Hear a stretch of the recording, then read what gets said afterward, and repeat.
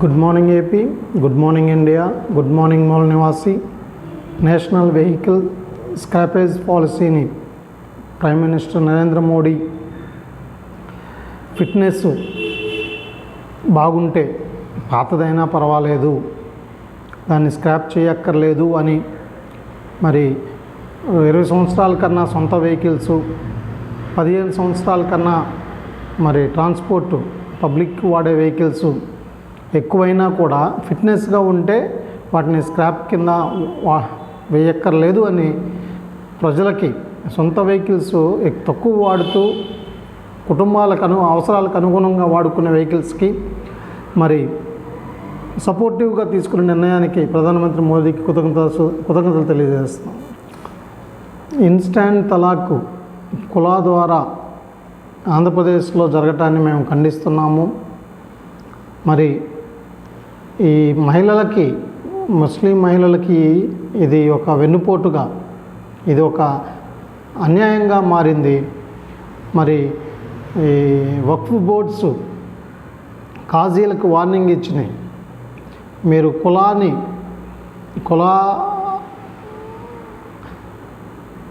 Permissions కోసం అప్లికేషన్స్ని వెంటనే ఇవ్వద్దు అని చెప్పినాయి.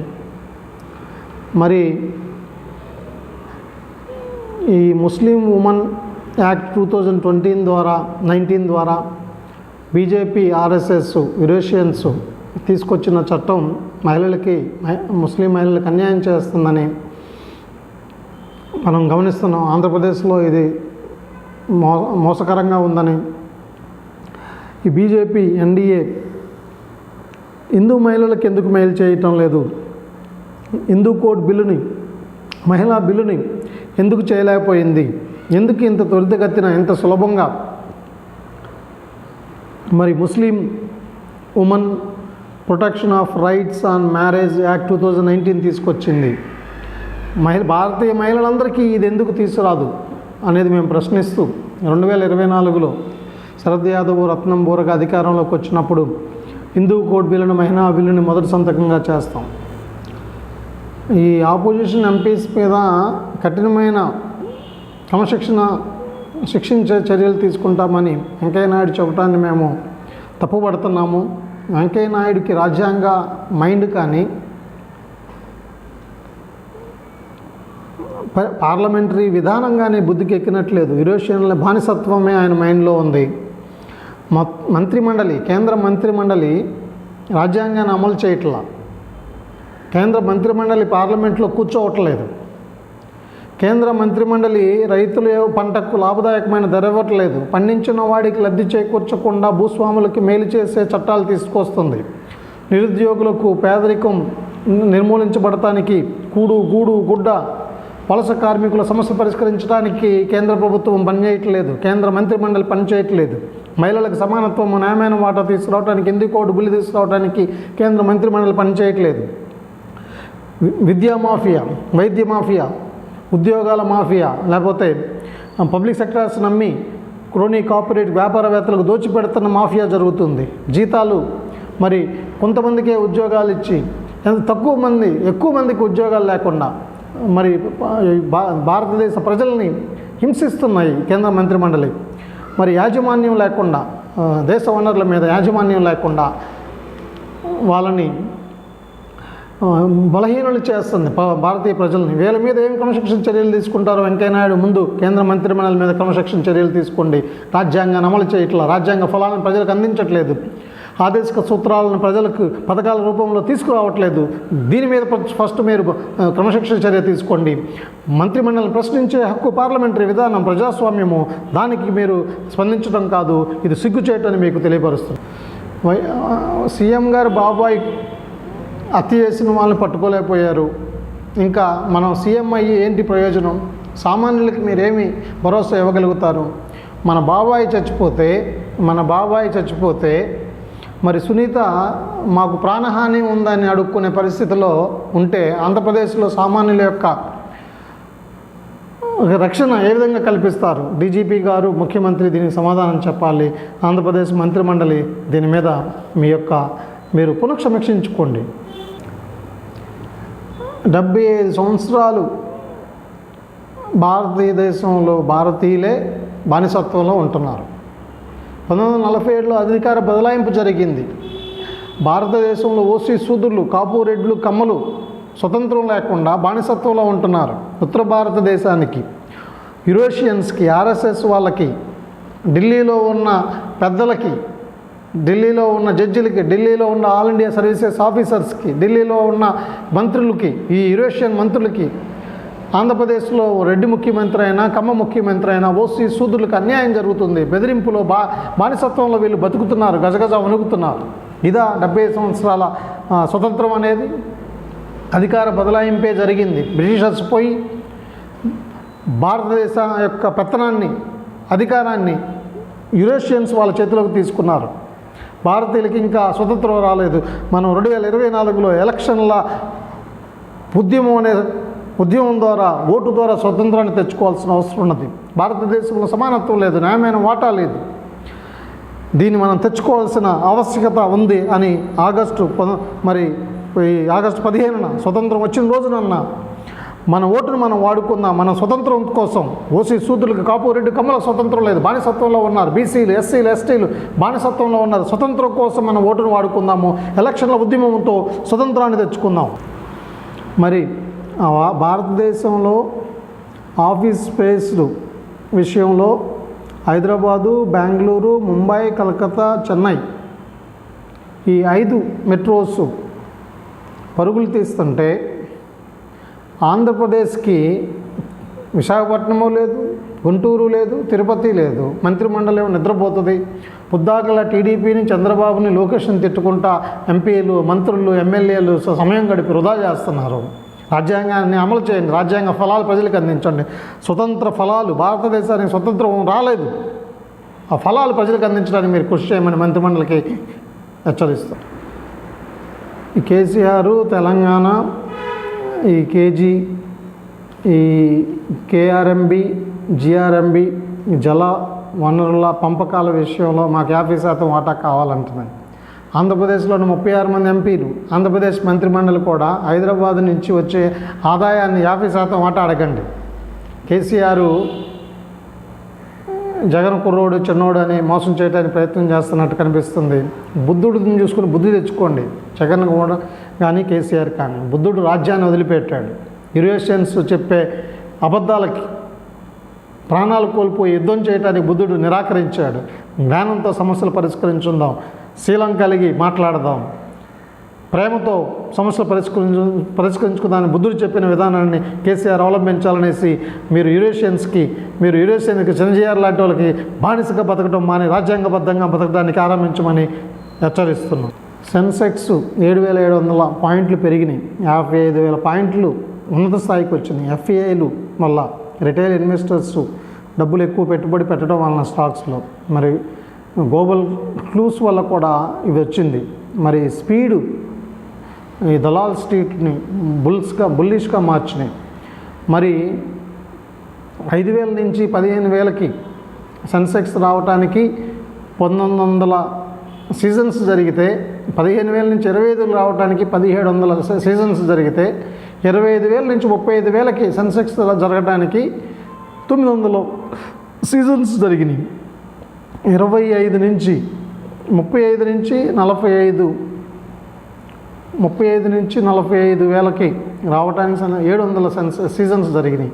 కానీ 45 నుంచి 55,000 జరగడానికి 171 సీజన్స్లోనే ఇది చేరుకున్నది. ఇదొక మార్కెట్ మీద ఆధారపడి డబ్బులు సంపాదించుకుంటున్న వాళ్ళకి మాత్రమే ఇది మంచిగా అనిపిస్తుంది. Metals led the change. ఈ metals, basic metals, industrial metals, IT, realty metal బాగా పెరిగింది. టాటా స్టీల్కి బాగా అనుకూలించింది, మెజాస్కో కంపెనీకి బాగా అనుకూలించింది ఇది. మరి 72,000 ఐపీఓలు ఈ మధ్య రావటము, 96,000 ఫారెన్ ఇన్ఫ్లోస్ మార్కెట్లోకి రావటము, 63 లక్షల కోట్లు మార్కెట్ క్యాప్ పెరగటాన్ని, మరి జీడిపి మరి పెరిగినా కూడా జీడిపి 7.3% పడిపోయింది. ఇదంతా చూస్తే సామాన్యుడికి మార్కెట్ వల్ల లాభం, ఉపయోగం ఏమీ కనిపించట్లేదు. ఆ మార్కెట్లో వచ్చే వృద్ధి సామాన్యుడికి ప్రతి ఓటర్కి అందే విధమైన ఒక విధానాన్ని రూపకల్పన చేయాలనేసి మేము పిలుపునిస్తున్నాం, డిమాండ్ చేస్తాం. ఈ ఇన్సాల్వెన్సీ విషయంలో మరి అన్బ్రిడిల్డ్ పవర్స్ సిఓసికి ఇవ్వటాన్ని ఇది పొరపాటుగా గుర్తించారు. మరి ఈ code of conduct proposal by parliamentary committee మంచిగా ఉంది, దీన్ని ఆచరణలోకి తీసుకోవాలని. ఐబీసీ మరి అన్క్వశ్చనబుల్ నేచరు లేకుండా కమర్షియల్ విజ్డమ్ వాడాలి అని, మరి giving financial creditors the upper hand ఉండకూడదనేసి, మరి ఎన్సిఎల్టీ బిహేవియర్ కూడా సిఓసిని ప్రశ్నించిన విధంగా ఉంది.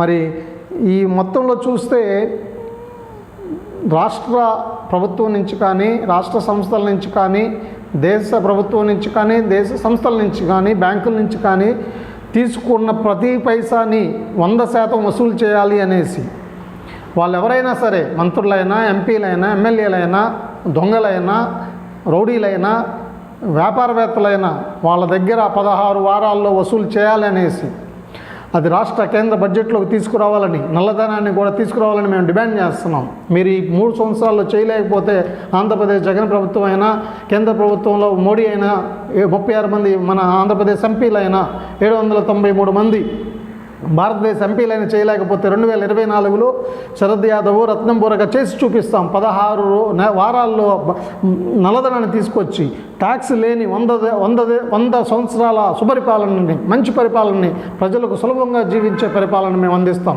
రాజ్యాంగ ఫలాలు ప్రజలకు అందిస్తాము. ఆదేశిక సూత్రాల పథకాలు ప్రజలకు అందిస్తాం. సోబర్ 75th బర్త్డే, ఇది బర్త్డేనా డెత్డేనా అనేది మూల నివాసీలకు ప్రశ్నార్థకం. ఓసీ శూద్రులు, కాపు, రెడ్డి, కమ్మలకు కూడా స్వతంత్రం లేదు. సీఎంగా ఉన్న రెడ్డి అయినా కాపైనా ఉత్తర భారతదేశీయులంటే భయపడుతున్నారు. సినిమా హీరో కూడా కాపుగా ఉండి భయపడి యూరోషియన్స్కి, ఉత్తర భారతదేశీయులకి లొంగిపోయి బానిసలుగా బతుకుతున్నారు. ఆంధ్రప్రదేశ్కు ప్రత్యేక హోదా గురించైనా, విభజన చట్టాల హామీల గురించైనా అడగలేని 36 మంది ఈ యూరేషియన్లు బానిసలుగా ఉన్న 36 మంది ఎంపీలు కూడా ఇది సిగ్గుచేయటాన్ని గుర్తు చేస్తున్నాం. మరి ప్రాస్పారిటీ, హార్మోనీ, ఇంకా ప్రోగ్రెస్ ఇంకా తెస్తాము అనే పరిస్థితిలోనే 75 సంవత్సరాల నుంచి ఉంది. ఏదన్నా ప్రభుత్వానికి, ఏదన్నా దేశానికి 75 సంవత్సరాలు కావాలా సమాజంలో సమానత్వాన్ని తీసుకురావడానికి, కుల అసమానతలు నిర్మూలించడానికి, మత అసమానతలు నిర్మూలించడానికి, లింగ స్త్రీ పురుష అసమానతలు తీసేయడానికి, మరి ఆర్థిక అసమానతలు, పేద ధనిక అసమానతలు తీసేయటం 75 సంవత్సరాలు కూడా చేయలేకపోతే ఏంటి లోపం అనేది మనం పరీక్షించుకోవద్దా? మరి స్వతంత్రం అప్పుడు ఒక కళలతో మన ప్రజల ఆశలు తీరుస్తాయి అనే కళతో స్వతంత్ర పోరాటంలో అప్పటి ప్రజలు పాల్గొన్నారు. ఇప్పుడు మనము మనస్సాక్షిని, నీతిగా మనం పరీక్షించుకొని ఆ కళలు నెరవేరినాయా, ఆ కష్టాలు తీరినాయా, మరి ఆ టాస్క్, అన్ఫినిష్డ్ టాస్క్ని ఇంకెప్పుడు చేస్తాము, మరి ఆశాజనకంగా ఈ సమస్యలు పరిష్కరించుకోవడానికి కేంద్ర రాష్ట్ర ప్రభుత్వాలు ఆలోచించాలనేసి మేము సూచిస్తున్నాం. 70% కన్నా ఎక్కువ మంది ప్రజలు ఇంకా పేదరికంలో ఉన్నారు. మరి 1991లో రిఫార్మ్స్ తీసుకొచ్చి, ఎల్పిజి తీసుకొచ్చి, లిబరలైజేషన్, ప్రైవేటైజేషన్, గ్లోబలైజేషన్ తీసుకొచ్చి ఏదో ప్రజలకు మేలు జరుగుతుందని మన్మోహన్ సింగ్, మరి పివి నరసింహరావు చేసిన తప్పులు కూడా భారతదేశంలో మార్పు రాలేదు. మరి ఈ infrastructure, executive, parliament, political parties, కోర్టులు, ఇప్పుడు 75 సంవత్సరాల తర్వాత కూడా మనం ప్రజలకి మరి స్వతంత్రం యొక్క ఉద్దేశాలు, స్వతంత్రం రావడానికి, స్వతంత్రం కోసం ప్రాణాలు త్యాగం చేసిన మరి స్త్రీ పురుషుల యొక్క ఆశయాలు నెరవేర్చడానికి, ప్రజల ఆకాంక్షలను తీర్చడానికి, ప్రజలకు రాజ్యాంగ ఫలాలు అందించడానికి, ప్రజలకు ఆదేశిక సూత్రాలని ఇవ్వటానికి ఎందుకు ఫెయిల్ అయ్యామనేది పరీక్షించుకోవాలనేసి మేము డిమాండ్ చేస్తున్నాం. ప్రపంచంలో పెద్దదైన ప్రజాస్వామ్యం 75 సంవత్సరాలు జరుపుకుంటుందా, లేకుంటే ఒక దేశంగా మనం ఎక్కడున్నాం? ఇది 75 సంవత్సరాల స్వతంత్రమా లేకపోతే బానిసత్వమా? బ్రిటిషర్స్ పోయారు 1947లో. యురేషియన్స్ అధికార బదలాయింపు ద్వారా బ్రిటిషర్స్ చేతిలో నుంచి యురేషియన్స్ తీసుకున్నారు. మన దేశస్తులు కానీ యురేషియన్స్ పార్లమెంటును వాళ్ళ చేతిలోకి, ఆల్ ఇండియా సర్వీసెస్ని వాళ్ళ చేతిలోకి, జ్యుడిషియరీని వాళ్ళ చేతిలోకి, మరి మీడియాను వాళ్ళ చేతిలోకి తీసుకొని భారతీయులకి ఇంకా బానిసత్వంలోనే ఉంచుతున్నారు. ఓసీ శూద్రులు, కాపు, రెడ్డి, కమ్మలు ఇంకా బానిసత్వంలోనే ఉన్నారు. శూద్రులు, ఓసీ శూద్రులు, కాపు, రెడ్డి, కమ్మలకి స్వతంత్రం కావాలని నినదించాల్సిన సమయం ఇప్పుడు ఏర్పడింది. బీసీలకు, ఎస్టీలకి, అనంతరాని వాళ్ళకి, మహిళలకి స్వతంత్రం లేని పరిస్థితిలో ఇప్పుడు ఈరోజు మనం జీవిస్తున్నాము. మరి 1947లో భారతదేశం పేదగా ఉంది, 2021లో కూడా పేదగానే ఉంది. మరి పార్టీషన్గా ఉంది. ఈరోజు కూడా కులాలతో, మతాలతో, మరి ప్రాంతాలుగా, రాష్ట్రాలుగా అంతకన్నా ఎక్కువగా 2021లో విభజింపబడి ఉంది. ఇప్పుడు మరి 40 సంవత్సరాలే బతకగలిగే వాళ్ళు 1947లో. ఈ దాంట్లోనే కొంచెం మార్పు వచ్చింది. ఇప్పుడు మనం కొంచెం 40 సంవత్సరాల కన్నా ఎక్కువ బతుకుతున్నాం. భాషా ప్రాంతాలుగా రాష్ట్రాలు విడిపోవటంలో నష్టమేం లేదు. Ambedkar taught us that one size could not fit everyone in a country as unequal as ours. భారతదేశం యొక్క రోగం, భారతదేశం యొక్క లోపం ఈ కుల అసమానతలు. ఈ సమాజం కొత్తది చేయబడి సమానత్వంతో కూడిన ఒక నూతన సమాజం కోసం మనం ఓటేయాల్సిన సందర్భం ఈ 75 సంవత్సరాల 1947 నుంచి ఈ 2021 వరకు చూసుకుంటే 2024లో కన్నా సమానత్వం కోసం ఓటేసే ఒక ప్రజలలో చైతన్యాన్ని తీసుకురావాలి. న్యాయమైన వాటా అన్ని కులాలకు వచ్చే ఒక ఓటును వేసుకునే చైతన్యాన్ని ప్రజల్లో తీసుకురావాల్సిన ఎమర్జెన్సీ నీడ్ మన ముందుంది. The idea of India will endure not because it was produced by great men. It will endure because it was an idea designed to address the unprecedented challenges faced by a subcontinental nation state. ఈ ఛాలెంజెస్ని అధిగమించి పరిష్కరించి ఇస్తారు అని పార్లమెంట్కి అధికారాలు ఇస్తే, కోర్టులకు అధికారాలు ఇస్తే, ఆల్ ఇండియా సర్వీసెస్ ఆఫీసర్స్కి అధికారాలు ఇస్తే, ఈ మూడింటిని అద్దంలో చూపించమని మీడియాకి అవకాశం ఇస్తే ఈ 4 స్తంభాలు, ఈ వ్యవస్థ మీదకి 4 స్తంభాలు కూడా యురేషియన్స్ వీటిని కబ్జా చేసి భారతీయులకు శాంతి లేకుండా, సంతోషం లేకుండా, సమానత్వం లేకుండా, న్యాయమైన వాటా లేకుండా, అభివృద్ధి ఫలాలు, రాజ్యాంగ ఫలాలు అందకుండా 75 సంవత్సరాల నుంచి పీడిస్తున్న ఈ యురేషియన్స్ని తరిమి కొడితే కానీ, క్విట్ ఇండియా అని యురేషియన్స్కి నినాదం ఇచ్చి తరిమి కొడితే కానీ, క్విట్ ఇండియా అని యురేషియన్ పార్టీలను తరిమి కొడితే కానీ 2024 ఎలక్షన్లో అన్న మనకు స్వతంత్రం రాదు. భారతదేశం అనే ఒక కొత్త ఐడియా ఏంటి అనేది మనం ఆలోచిస్తాం. Nehruvian idea of India 3 principles అనే ఒక 3 పిల్లర్స్ మీద పనిచేసింది. ఒకటి ఎకనామిక్ పాలసీ, తర్వాత సోషలిజం, మూడోది state control over economic activity. ఈ స్టేట్ కంట్రోల్ ఓవర్ ఎకనామిక్ యాక్టివిటీలో అన్ని కులాలకు న్యాయమైన వాటా ఇచ్చినట్టయితే బాగా బాగుపడేది ఇది. ఈ సోషలిజం అని పైకి చెప్పిన నెహ్రూ రాజ్యాంగాన్ని పక్కన పెట్టి అంబేద్కర్ సూచించిన మంచి ఆలోచనలను, ప్రజలందరూ లబ్ధి పొందే ఆలోచనలు పక్కన పెట్టి నెహ్రూ ఈ వ్యాపారవేత్తలకి కోట్లు దోచిపెట్టిన విధానం, భారతదేశం ఈ విధంగా 75 సంవత్సరాలుగా ఉండటానికి కారణం. ఫారెన్ పాలసీలో నాన్ అలైన్డ్గా కాకుండా బుద్ధుడి వలె, అరే బాబు యుద్ధాలు లేవు, శాంతిగా, జ్ఞానంతో, శీలంతో, నీతిగా సమస్య పరిష్కరించుకుందామనే విధానాన్ని అవలంబించాలి. ఒక సివిలైజేషన్ నేషన్గా fabricated to manufacture a commonality. ఇప్పుడు కామనాలిటీ ఏంటి? భారతదేశానికి రాజ్యాంగం. ప్రతి ఒక్కరికి మేలు జరిగేదేంటి? రాజ్యాంగం. ప్రతి ఒక్కడికి కీడు చేసేదేంటి? యురేషియన్స్కి తప్పించి ఓసీ శూద్రులకి, బీసీలకి, ఎస్టీలకి అన్యాయం జరిపేది, మహిళలకు అన్యాయం చేసేది ఏంటి? అనువాదం. ఈ యురేషియన్స్ ఆర్ఎస్ఎస్ భావజాలం, దీన్ని తరిమి కొట్టాలి.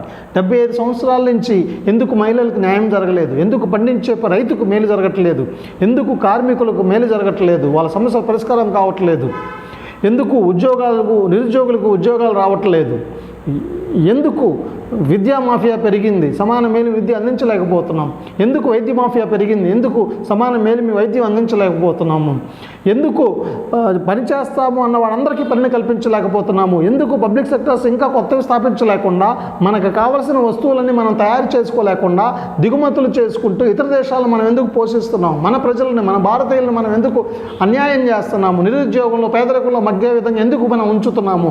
ఇది ఇప్పటివరకు పాలించిన పార్టీలు, ఇప్పటివరకు పాలించిన అధికారుల యొక్క నాయకుల యొక్క తప్పు, పాపం. దీనికి వాళ్ళని 4 రోడ్ల కూడల్లో జగన్ చెప్పినట్టు చంద్రబాబుని కాల్చి చంపాల్సి అన్నట్టు అంత సందర్భం ఇది, అంత ఆవశ్యకత ఉంది. కాబట్టి 75 సంవత్సరాల తర్వాత మనం చేయాల్సింది ఏంటి? వ్యవస్థలో అన్ని కులాలకు న్యాయమైన వాటాన్ని తీసుకొచ్చుకోవటం, సమాజంలో సమానత్వాన్ని తీసుకొచ్చుకోవటం, పబ్లిక్ సెక్టార్స్ని, గవర్నమెంట్ సెక్టార్స్ని పునరుజ్జీవింపచేయటం, ప్రతిదాన్ని జాతీయం చేసి ప్రజలు యజమానులుగా చేయటము, ప్రైవేట్ ఆస్తి హక్కును కూడా ఆపేయటం, ప్రైవేట్ ఆస్తి హక్కును కూడా రద్దు చేయటం,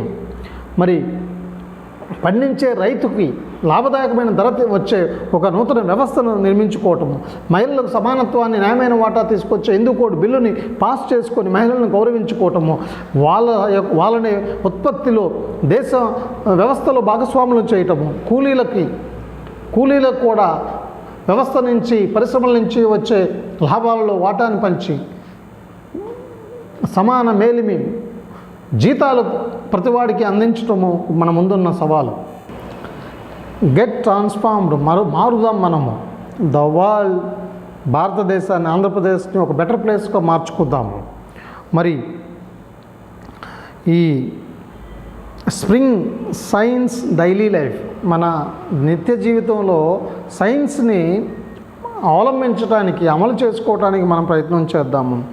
run away from life and relax in Himalayas కాదు, మన నిత్య జీవన విధానం పారిపోయి హిమాలయాల్లో పోయి సాధించేది, ఒరిగేది ఏమి ఉండదు. కాబట్టి దాన్ని మనము సైన్స్ని మన జీవితంలో అన్వయించుకుంటూ, ఉపయోగించుకుంటూ అభివృద్ధి చెందుదాము. ఇది పర్పస్ ఆఫ్ జర్నీ ఆఫ్ లైఫ్ని మనం ఆస్వాదిద్దాం. Attitude, choices towards liberation from fleeting joys and sorrows. శాంతి కావాలి, సంతోషం కావాలంటే మనం తప్పులు చేయకుండా ఉండటం, చేసిన తప్పుల్ని ఒప్పుకొని విడిచిపెట్టడం ప్రధానం. ఇది కనుక మనం చేస్తే శాంతిని, సంతోషాన్ని అనుభవించగలుగుతాం. యువకులకి మనం కైండిల్ చేయాలి, ఈ కరేజ్గా ఉంచాలి, వాళ్ళని ఐడియలిజం వైపు యువకులను చైతన్యవంతులు చేయాలి, ప్రజలను చైతన్యవంతులు చేయాలి. ఓటుని సమానత్వం కోసం, ఓటుని ఉద్యోగాల కోసం, ఓటుని ఎవరి వాటా వాళ్ళు పొందటానికి వాడుకునే విధంగా ప్రజల్ని, యువకుల్ని చైతన్యవంతులు. 2021లో 1947 కన్నా, మనం 47కు ముందు కన్నా మన మీద ఇప్పుడు ప్రధాన సమస్య సెల్ఫ్ రూల్ కావాలి, మనకి పూర్ణ స్వరాజ్ కావాలి, మనకి స్వతంత్రం కావాలి. ఇప్పుడు ఆంధ్రప్రదేశ్లో ప్రజలకు స్వతంత్రం లేదు, ఎంపీలకు స్వతంత్రం లేదు, పార్టీలకు బానిసలుగా ఎంపీలు ఉన్నారు, ఎమ్మెల్యేలు పార్టీలకు బానిసలుగా ఉన్నారు, మంత్రులు సీఎంకి, అదేదో సీఎం కంపెనీలో కూలోళ్ళలాగా బానిసలుగా బతుకుతున్నారు. ఆల్ ఇండియా సర్వీసెస్ ఆఫీసర్స్ రాజ్యాంగానికి కట్టుబడి ఉండాల్సింది, ప్రజలకు బాధ్యులుగా ఉండాల్సింది, వాళ్ళు రూలర్స్కి పరిపాలిస్తున్న వాళ్ళకి బానిసలుగా బతుకుతున్నారు. కాపులు, రెడ్లు, కమ్మలు, ఓసీ, శూద్రులు ఢిల్లీ వాళ్ళంటే భయపడుతున్నారు, యురేషియన్స్, ఆర్ఎస్ఎస్ వాళ్ళంటే, బీజేపీ వాళ్ళంటే భయపడుతున్నారు. ప్రజలు వాళ్ళకి ఇచ్చిన బాధ్యత నెరవేర్చకుండా భయంతో బతుకుతున్నారు. స్వతంత్రం కావాలి మనకి. ప్రజల్ని చైతన్యపరచాలి. పాసివ్ రెసిస్టెన్స్ తీసుకొచ్చే విధంగా ప్రభుత్వాలకి, రాజ్యాంగాన్ని అమలు చేయని ప్రభుత్వాలకి, ఆదేశిక సూత్రాలని పథకాలలోకి తీసుకురాని ఆంధ్రప్రదేశ్ ప్రభుత్వాన్ని అయినా, కేంద్ర ప్రభుత్వాన్ని మీద అయినా పాజిటివ్ రెసిస్టెన్స్ తీసుకొచ్చే విధంగా నాయకులు, డాక్టర్లు, ఇంజనీర్లు, లాయర్లు, ఆఫీసర్లు, ప్రొఫెసర్లు, ప్రతి గ్రాడ్యుయేట్ ముందుకు రావాలి, నాయకత్వానికి రావాలి. ఈ పాజిటివ్ రెసిస్టెన్స్ అంటే ఏంటి?